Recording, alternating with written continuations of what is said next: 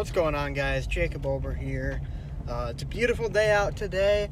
A little bit windy for my taste, but decided to go on a little bit of a drive while I make this video, I should say.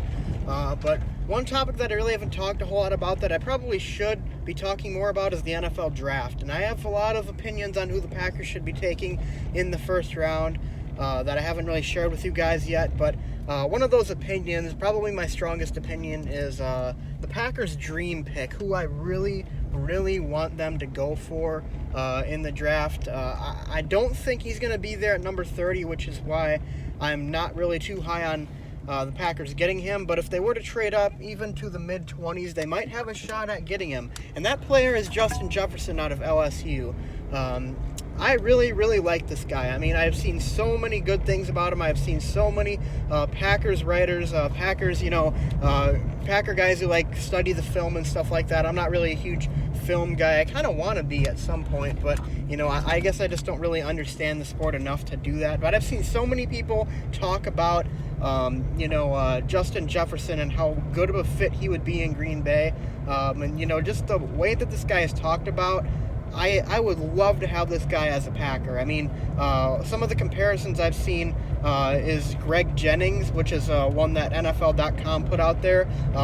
Their prospect grade for Justin Jefferson was in the boomer bust category, which is the one right above will be a starter within 2 years. So it's kind of he might have a shot at being a really good player. He might not end up being very good, but he is going to be put in a situation with Aaron Rodgers, with Matt LaFleur, with this budding young Packers offense. So if the Packers were to draft him, I think he would be in a prime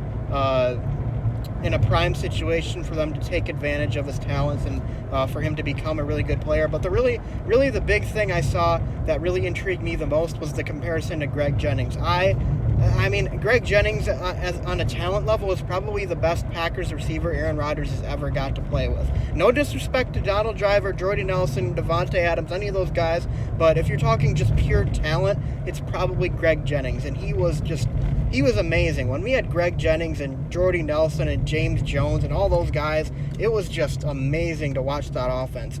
And I really feel like the Packers could end up building something maybe not quite as good, but pretty similar to that in the next few years. They've got a lot of young talent at the wide receiver position. A lot of it is really unproven. Allen Lazard had kind of a decent year last year. MVS still growing into himself. Not sure if he'll end up being a bust yet or not. I'm going to give him at least one more year before I decide on that. You've got Equanimeous St. Brown coming back from injury. Last year he didn't get to play a single game. But there's just a lot of younger guys in this Packers offense. And of course, you have Devontae Adams as the spearhead of it all.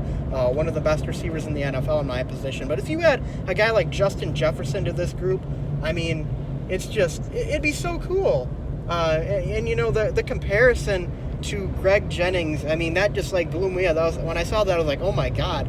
If we could get a Greg Jennings level player on this team, like even if the possibility is slim that he pans out the way Greg Jennings did, it'd be amazing. It'd be so cool to have that. And our offense would be exponentially better. But one thing that also really intrigued me about this prospect is he played with Joe Burrow. And Joe Burrow is, in my opinion, probably the closest college comparison that we've seen in a long time to Aaron Rodgers.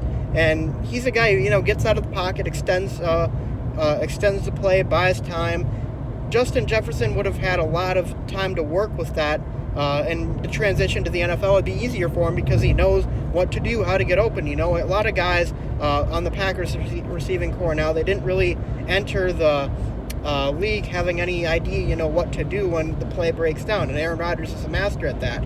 And one of the things that Aaron Rodgers hasn't been, particularly vocal about, but you can still tell, he kind of hints that a lot of guys don't really know what exactly to do when he extends the play, breaks down, when the play breaks down, and when he's scrambling around outside of the pocket. Justin Jefferson knows what to do. So that's really intriguing for me. And of course, he's playing with a player that's like Aaron Rodgers, so that would make the transition even easier. So, I mean, you got a guy who's got legitimate potential at the NFL level, a top 30 prospect, a guy the Packers are probably going to have to trade up to get, but, I mean, the Packers haven't traded up in forever.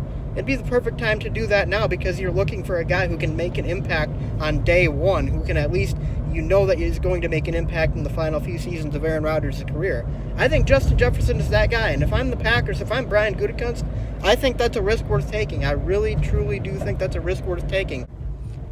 If Justin Jefferson could even be half the receiver that Greg Jennings was with the Packers, then we are looking at a pretty decent offense, a pretty good offense, I should say, coming into next season. So I'm just really excited about all of it. Hopefully the Packers decide to go that route. If not, there's a lot of other guys out there that I'd be okay with them taking as well. Denzel Mims is another wide receiver that I'd see the Packers taking at number 30. Jalen Reagor. If Kenneth Murray, the linebacker, is there, maybe even Zach Vaughn if they want to try and move him to the inside. But there's a lot of options. It's a really, really deep class, so we'll see what happens, what directions the Packers decide to go. But in the meantime, guys, thanks for watching. Be sure to leave a like and subscribe. Comment below, who do you think the Packers should draft with their 30th overall pick this season? See you guys next time, and go Pack Go.